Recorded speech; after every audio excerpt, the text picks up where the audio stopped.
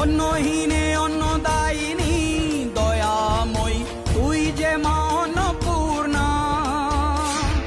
সন্তান স্নেহে তুই মা যেন কল্যাণী সম্পূর্ণা। তোর কথা যেন মন্ত্রোচ্চারণ, বজ্র সম কঠিন অনুশাসন।